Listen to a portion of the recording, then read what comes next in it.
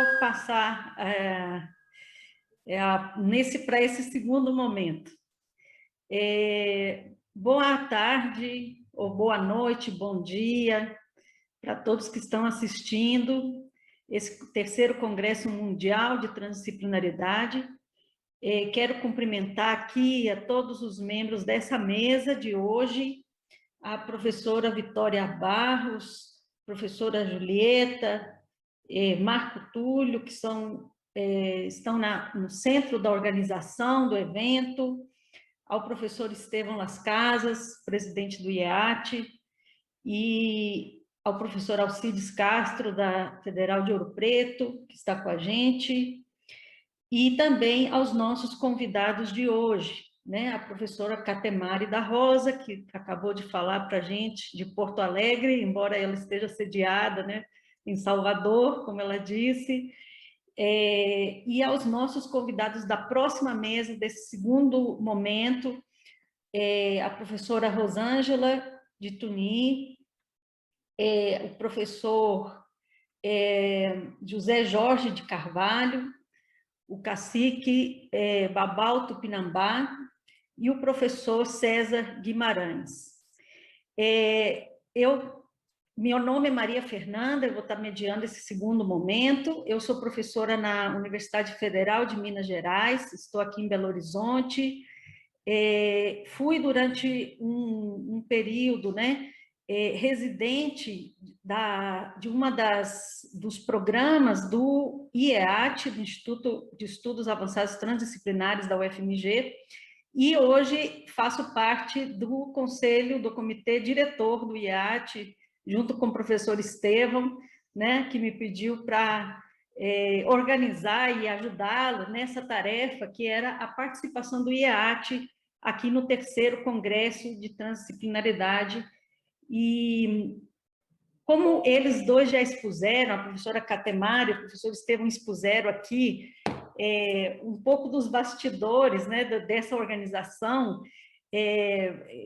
Nós tínhamos inicialmente, né, a confirmação do professor Stephen Turner, e nesta última semana, né, teve esse contratempo que a gente não pôde contar com ele, e aí pedimos, então, que a professora Catemari aumentasse a sua participação, né, trouxesse aqui uma participação mais ampla, e eu acho interessante porque ela trouxe para a gente aqui, basicamente, a pesquisa dela, que é o que eu tinha pedido, e agora, num segundo momento, nós temos 4 convidados que se conhecem entre si, eles já trabalham juntos.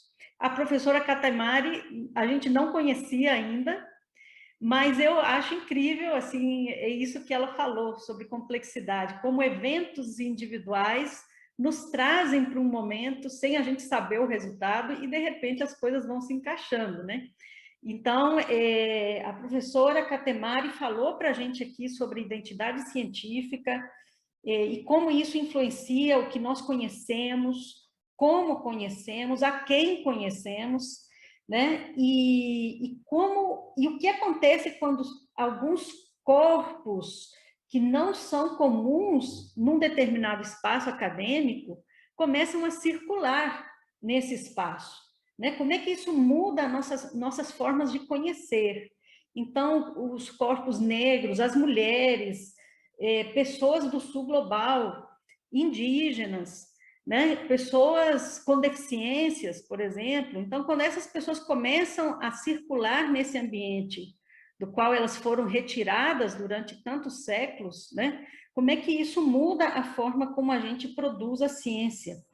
E nesse segundo momento que a gente tem, que é a complexidade e os diálogos interculturais, nossos convidados fazem parte de um projeto comum, que é o Encontro de Saberes, que de muitas maneiras está colocando questões bastante conexas com essa questão que a professora Catemari nos colocou num primeiro momento, né?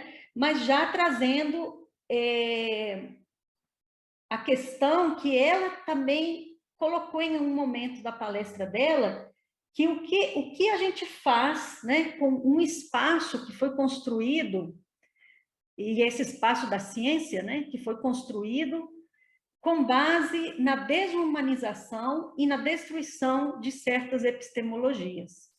Então, o encontro de saberes é um momento em que a gente tenta resgatar esses elos que foram destruídos, né? O que acontece na academia e na ciência quando a gente traz outras epistemologias, outros saberes.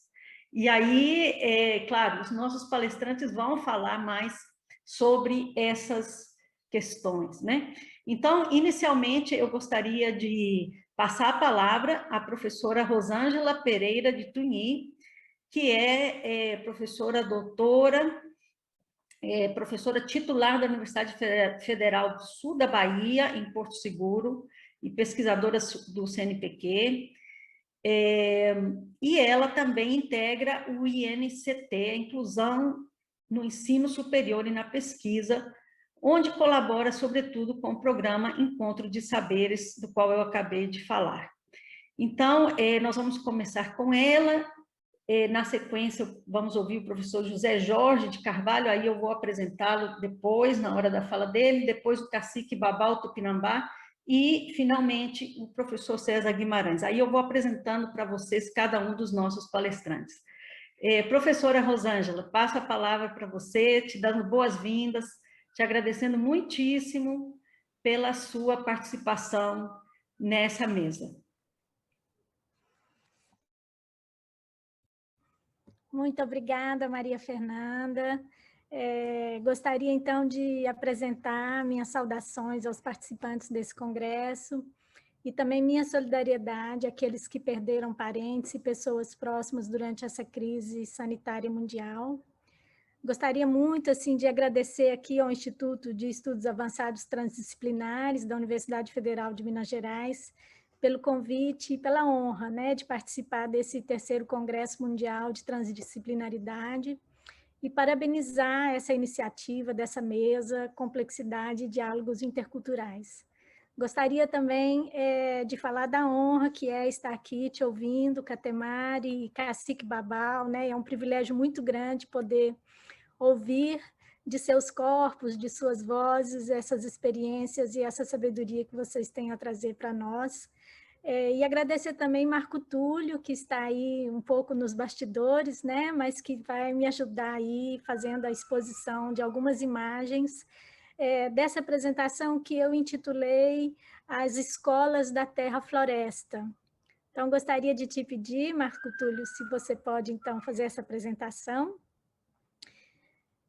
Eu gostaria também de aproveitar essa oportunidade para apresentar alguns intelectuais que nós passamos a conhecer a partir dessa iniciativa, desse programa intitulado Encontro de Saberes, que na Universidade Federal de Minas Gerais ganhou o nome de Programa Transversal Saberes Tradicionais, sendo um programa que contribui, né, o título já nos diz, com essa implantação e o fortalecimento da transdisciplinaridade no ensino da graduação.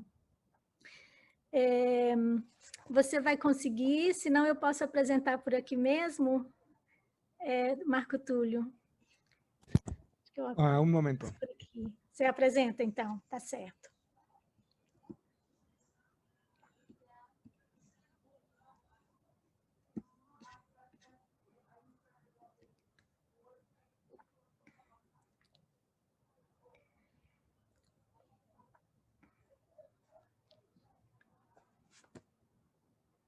Se for difícil, eu coloco aqui por mim mesma, pode ser? O que você prefere?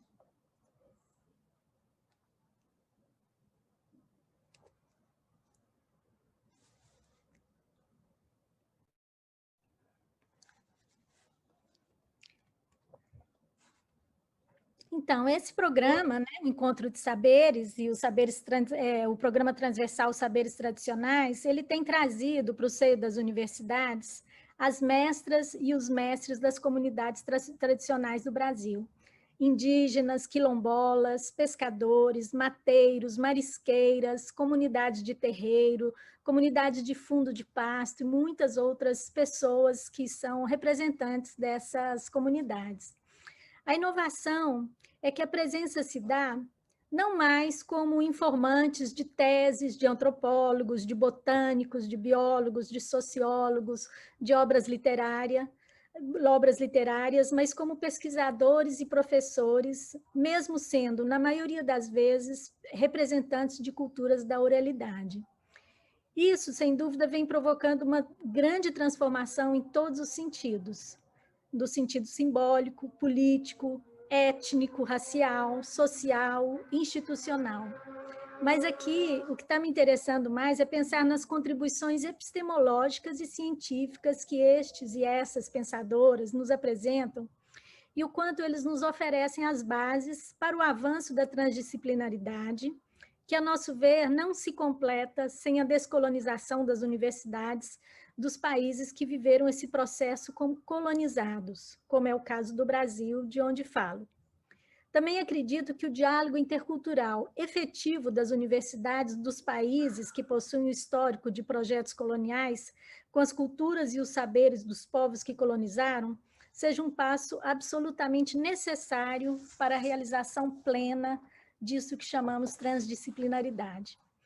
Eu apresentarei, então, brevemente estas e esses mestres e gostaria aqui de convocar seus pensamentos sobre dois eixos muito conectados: os seus conceitos de terra, ou sobre a terra, e os seus projetos e métodos de educação.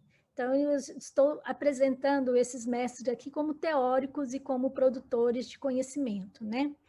Pediria a Marco Túlio, então, para me passar o próximo slide. O primeiro pensador, Davi Copenaua, xamã e líder do povo Yanomami, nasceu na década de 50, na fronteira do Brasil com a Venezuela. Criança, ele viu seu grupo de origem ser dizimado por duas epidemias levadas por agentes do Estado e pela organização missionária norte-americana, a Missão Novas Tribos. Começou a ser evangelizado por esse grupo, com quem aprendeu a escrita. Se recolheu em Otorique no início dos anos 80, onde passou a ser aprendiz de seu sogro. A partir de seu trabalho xamânico, desenvolveu suas reflexões sobre o fetichismo da mercadoria, as mudanças climáticas, a floresta amazônica e o conceito de Urihi-A, terra-floresta. Davi Copenaua vem lutando contra a invasão do garimpo ilegal e pela legalização e proteção das terras Yanomami. Vocês devem ter acompanhado os noticiários mais recentes, né, sobre a violência com a qual o garimpo tem invadido as suas terras nesse momento.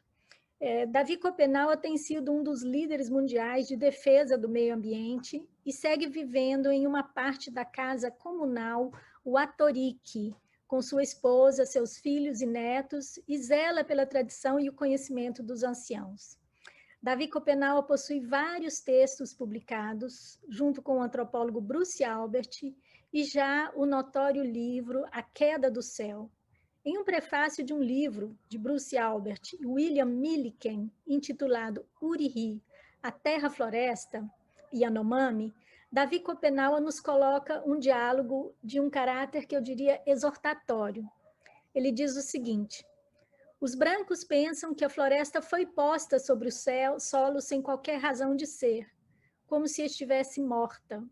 Isso não é verdade. Se a floresta fosse morta, as árvores não teriam suas folhas brilhantes. Tampouco se veria água na terra. As árvores da floresta são belas porque estão vivas. Só morrem quando são cortadas e ressecam. Nossa floresta é viva, e se os brancos nos fizerem desaparecer para desmatá-la e morar em outro lugar, ficarão pobres e acabarão sofrendo de fome e de sede. As folhas e as flores das árvores caem e se acumulam no chão. É o que dá cheiro e fertilidade à floresta. Esse perfume desaparece quando a terra se torna seca demais e os riachos se retraem nas suas profundezas. É o que acontece quando se corta e queima as grandes árvores, como as castanheiras, as samaúmas e os jatobás. São elas que atraem a chuva. As águas fogem para muito longe. Então, o vento que as seguia e nos refrescava como um abano se esconde também. Um calor escaldante paira em todos os lugares. As folhas e flores que ainda estão no chão ressecam e encolhem. Todas as minhocas da terra morrem. O perfume da floresta queima e desaparece. Nada mais cresce. A fertilidade da floresta vai para outras terras. A terra da floresta possui um sopro vital, o Ixiá, que é muito longo. O dos seres humanos é muito menor. Vivemos e morremos depressa. Vocês não veem, mas a floresta respira. Olhem para ela. Suas árvores estão bem vivas e suas folhas brilham. Esse sopro vem do fundo da terra, lá onde repousa seu frescor. Ele também está em suas águas. O que vocês chamam de natureza é, em nossa língua, Urihiá, a terra-floresta. O poder de fertilidade da floresta, Nheropê-á, também é natureza para nós. Ele foi criado com a floresta, é a sua riqueza. No seu livro, A Queda do Céu, Davi Copenaua desenvolve um pouco mais sobre esse poder de fertilidade. Ele diz: Nheroperi, a imagem da riqueza da floresta, se parece com o ser humano, mas é invisível a gente comum. Só deixa aparecer para seus olhos de fantasma o alimento que faz crescer. E apenas os xamãs podem realmente contemplar sua dança de apresentação. Na frente dela vem um bando barulhento de espíritos japim e gralha, acompanhado por uma multidão de espíritos arara, papagaio, tucano e mutum. Porém, são também riqueza da floresta as imagens das abelhas Yamanama, que fazem desabrochar as flores das árvores e espalham açúcar por seus frutos, assim como pelos do mamoeiro e da cana-de-açúcar. Os textos de Davi Copenaua, de grande riqueza imagética, retratam uma ciência agroflorestal, um conhecimento e um manejo indígena da floresta, que, para além de transdisciplinar, pois envolve climatologia, enriquecimento de solos, controle dinâmico das águas, movimento sazonal de pássaros, cultivo, disseminação de sementes, traduz uma ciência do sensível. O texto trata do brilho das folhas, o perfume e o frescor da floresta, a beleza das imagens. Copenaua também dialoga com os brancos e sua ciência de olhos de fantasma, como ele diz, que não veem, que não podem contemplar a imagem da riqueza da floresta e não compreendem essa força vital, a razão de ser da floresta. Eles a entendem como algo que foi posto lá, sem vida própria. Portanto, Davi insiste na existência da terra-floresta como ser vivo e oferece esse riquíssimo emaranhado conceitual para se opor a essa noção de natureza que fundamenta a relação sujeito e objeto que a ciência ocidental estabeleceu com ela. Eu gostaria de passar para o próximo slide, por favor, Marco Túlio. Então, um outro pensador que eu gostaria de trazer para esse debate é o notável Cacique Babau, com quem eu tenho a honra de compartilhar esse painel e que já será aqui apresentado, né? Então, eu vou poupar essa apresentação dele, mas dizer que Babau ele carrega a ciência do seu povo tupinambá, que é a ciência de um outro bioma, o bioma da Mata Atlântica, e de outro processo histórico, que esse processo da colonização que sofreu, por exemplo, o povo Yanomami, né, de Davi Copenaua. O discurso do Cacique Babau atualiza uma compreensão sobre essa terra-floresta e sobre a necessidade de lutar por sua proteção. No seu texto Retomada, que foi publicado pela revista Pisiagrama, ele coloca o seguinte: as nações indígenas são as que mais lutam para manter a água limpa e as árvores de pé. Usamos o solo sob outra lógica. Em nossas terras não há enchentes nem ventos que matam. Você não encontra grandes incidentes. Mas, apesar disso, somos chamados de povo atrasado, povo sem futuro, o entrave do Brasil. Em uma reunião recente em Salvador, O governo da Bahia explicava que queria expandir a agricultura, mas que havia um entrave complicadíssimo que atrasava a Bahia. Nós, Tupinambá, estávamos presentes na reunião e ficamos abismados quando falaram: é a Mata Atlântica que ninguém quer que mexa. 98% da Mata Atlântica já foi derrubada, jogada no chão. Do que restou, a pequena porcentagem que fica no sul da Bahia impede o crescimento da Bahia. Como podemos entender uma mente dessas? Fazendeiros do sul da Bahia acham que tem que derrubar a floresta para plantar cacau irrigado, cacau de alta produção, segundo eles. Mas nenhuma alta produção alcançou a produção indígena. Não concordam com o nosso plantio porque não dependemos da indústria. Para produzir, os fazendeiros têm que comprar o que é fabricado pelas indústrias.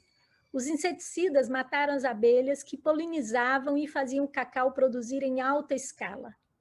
Esqueceram-se do detalhe de que eram elas que faziam o cacau produzir mais. Prejudicaram as abelhas e nós também, que sabíamos que a abelha era fundamental nas roças de cacau. É uma parceria. Ao mesmo tempo que elas fecundavam as flores, trocando pólen, faziam um mel saboroso e ainda tinham o cacau. O cacique Babau, então, contrapõe a agricultura preconizada em projetos desenvolvimentistas assumidos pelo Estado, esse milenar conhecimento tradicional da cabruca, que é o plantio do cacau sob a sombra da Mata Atlântica. Essa ciência se conjuga com uma luta pela retomada da terra dos povos indígenas, que foram invadidas, né, a terra que foi invadida por fazendeiros, e na construção de um projeto de futuro para uma vida no campo e na comunidade. O cacique Babau continua.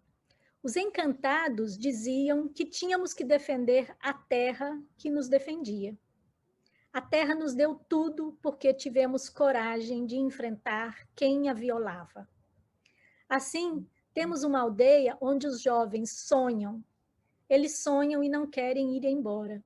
Eles querem estudar, pesquisar, namorar, casar, mas sendo Tupinambá.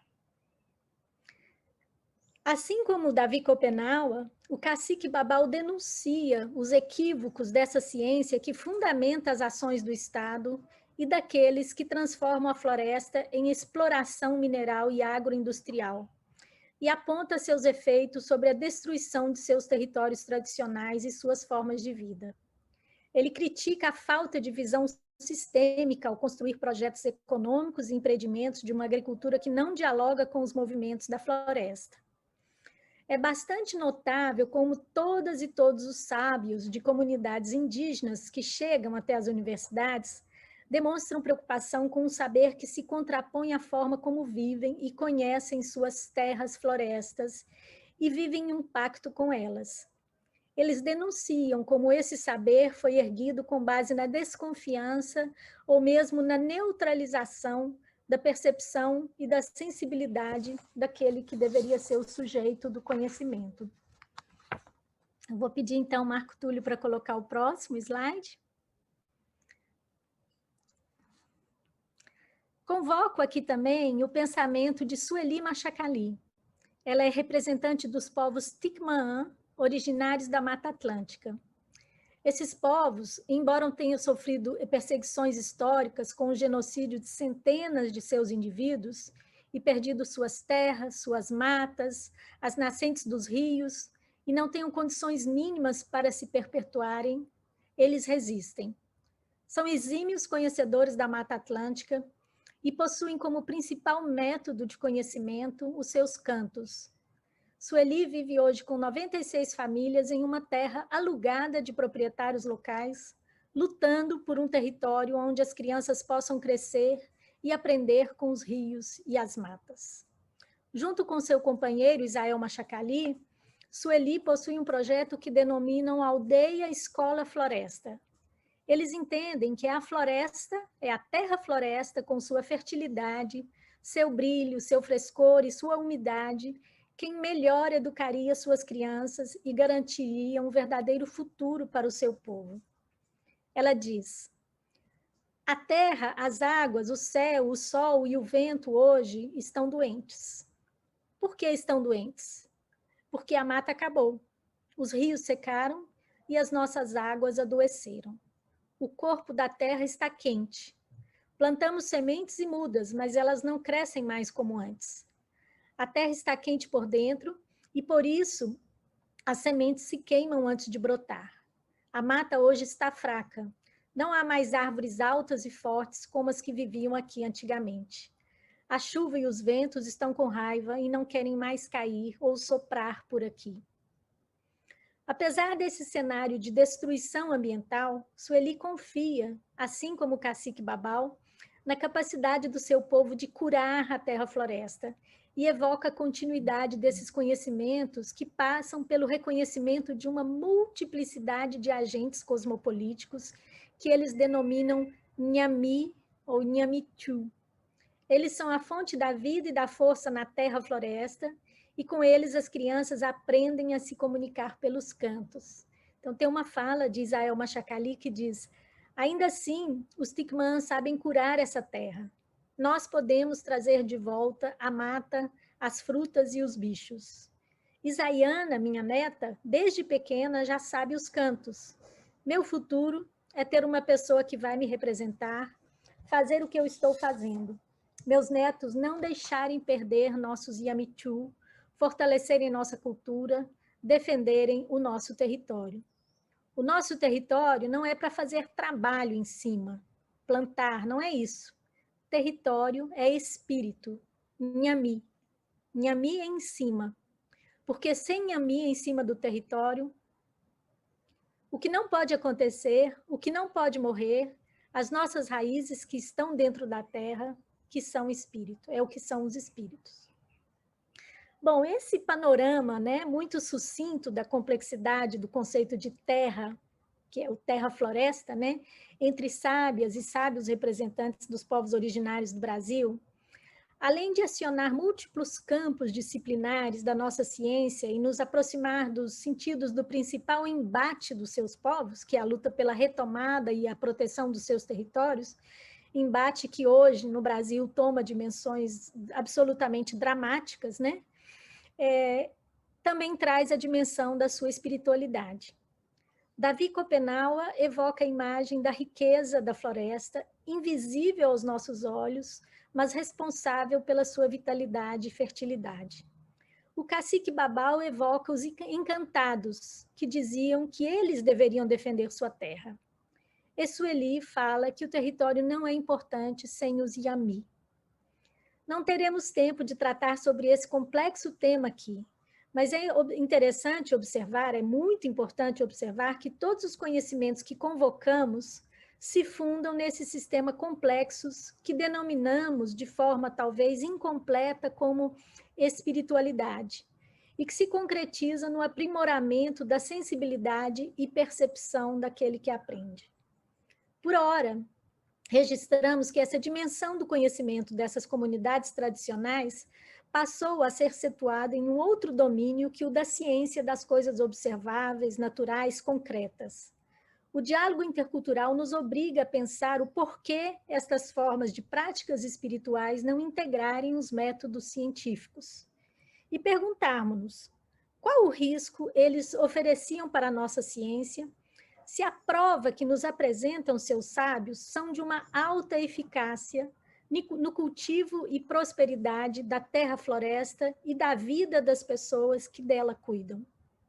Na realidade, a vitalidade dos povos originários no Brasil é por si só um feito de alta tecnologia e complexidade científica, se considerarmos todos os desafios que venceram ao longo dos séculos.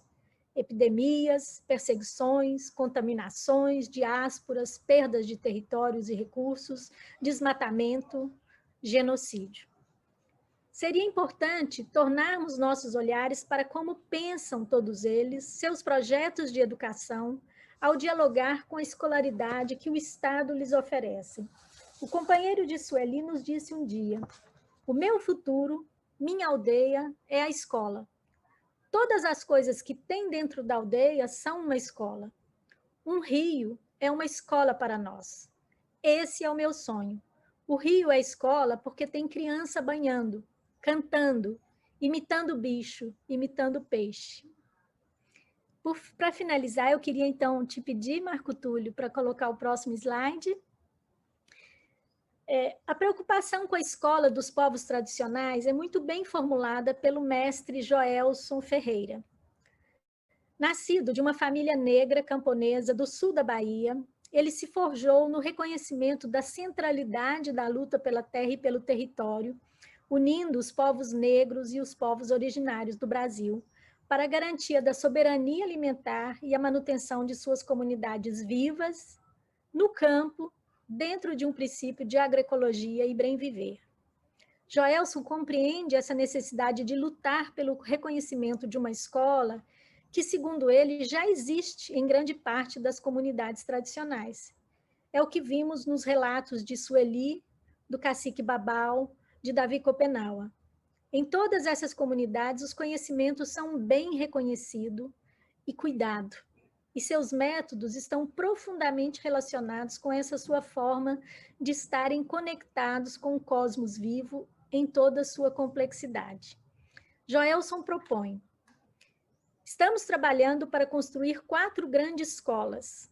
A escola do arco e da flecha e do maracá, que é a escola dos povos originários.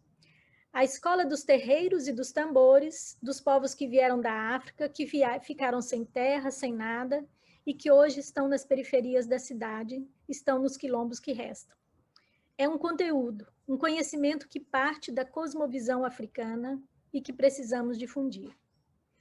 A escola das águas e das marés, dos povos ribeirinhos, que tem uma relação com o mar, a água doce, as marisqueiras. Precisamos escrever e difundir essa pedagogia para dar visibilidade a esses fazeres, para que as pessoas comecem a se dar conta da importância da água, dos alimentos que vêm da água. E, por fim, a escola dos biomas locais.